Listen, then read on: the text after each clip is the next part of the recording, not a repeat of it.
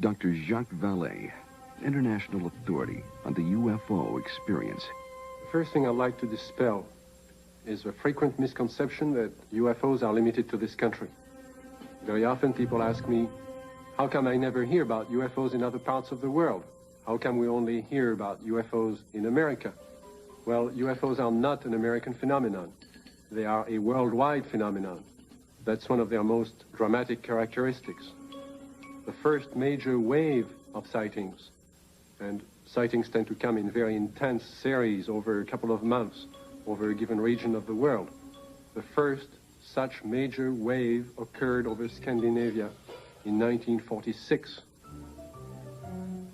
There was a major wave in this country in 1947, mainly in the western states.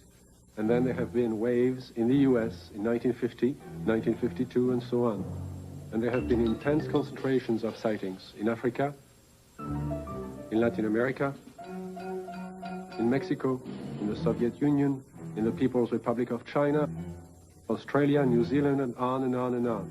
I don't know of any single country that has not had a series of UFO sightings. May 1975, Manitoba, Canada. Unidentified flying objects have been reported over the small town of Carmen. The objects have been seen by many witnesses over a period of several weeks.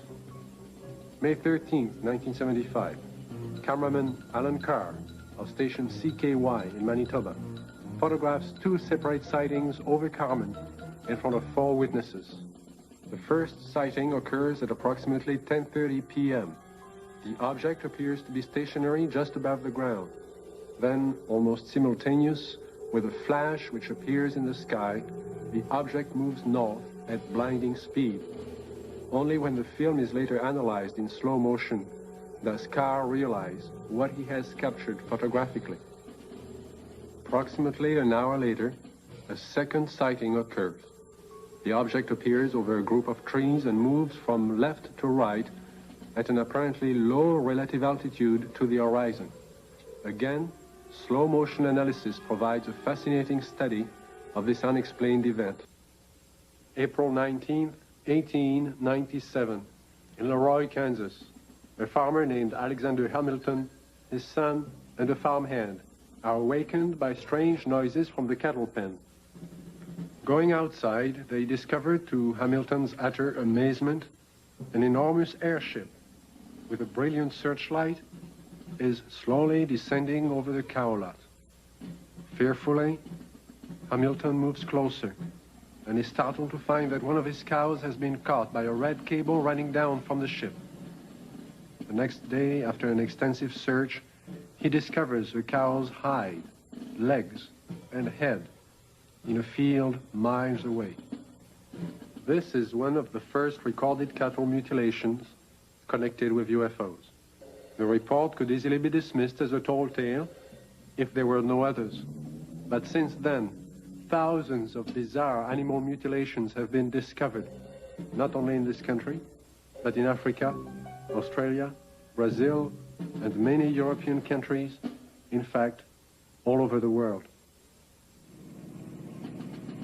In this country, mutilations have occurred in over 30 states in the last 5 years alone. Frustrated ranchers and law enforcement officials have come to recognize the classic signature of the mysterious mutilators.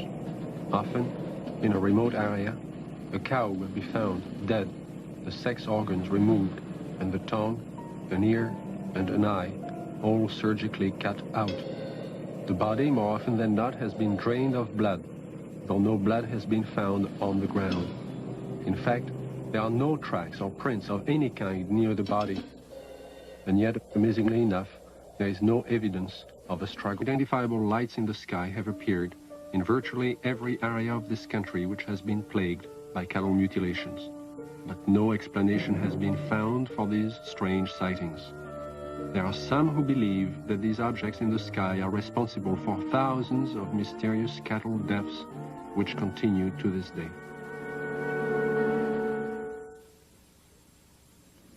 Though state and local officials have stated their views about the mutilation mystery, surprisingly few veterinarians will speak publicly about the situation. This man is an exception. Dr. William Fitzgerald runs an animal clinic in Durango, Colorado. Because of his expertise in the field of veterinary medicine, he was asked by the sheriff's office to perform an autopsy on a mutilated cow found in a remote area, Dulce, New Mexico, similar to the plains of Colorado in its isolation, but nestled among rolling hills and small mountains. It is the land of the Jicarilla Apache. Tradition is strong here. Indian women weave intricate baskets and create delicate beadwork. The men preside over tribal business and raise cattle. And here, as in Logan County, the night sky has been lit with the glow of unknown flying objects, and cattle are found mutilated. A pilot named Frederick Valentich disappears after reporting a strange craft hovering above him. December 12, 1978, La Chapelle, France. A 45-year-old worker riding home observes an oval object. Together with another witness, he sees a craft hover above them. December 12, 1978, Guadalajara, Mexico. Two luminous saucer-shaped objects are reported by residents, then by a police officer. December 16, 1978, Palermo, Italy. A bank clerk spots a disc of light and alerts the police, who take several photographs. January 2nd, 1979, Wellington, New Zealand. A veteran pilot and a newsman film 7 objects. January 4th, 1979, Jerusalem. Police on duty see 3 mysterious objects at high altitude. January 5th, 1979, Johannesburg, South Africa. A woman and her son report seeing half a dozen occupants in front of a brightly colored craft on the lonely country road. Ordinary people are seeing something all over the globe. But what have the experts seen? NORAD and the Air Force do have extremely sophisticated equipment, and by use of the phased array radar facility, surveillance is maintained on objects in space. But the system is only designed to track things like rockets, satellites, and man-made debris, objects with specific trajectories and which hold an orbital or flight velocity of approximately 4.8 nautical miles per second. This system is designed to discriminate between objects in space.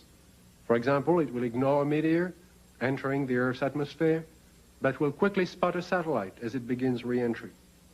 Objects can also be photographed with incredible precision by the electro-optical surveillance system, and it's very good at its job. However, it's not designed to photograph everything, just specific items and particular missions. The sky is so vast, it is virtually impossible to wait for, track, and photograph all unidentified phenomena. There is just not sufficient time or budget. So it is not really accurate to say that our sophisticated equipment and personnel are able to identify and examine any and all UFOs. On the contrary, they are programmed to study man-built machines, and only that.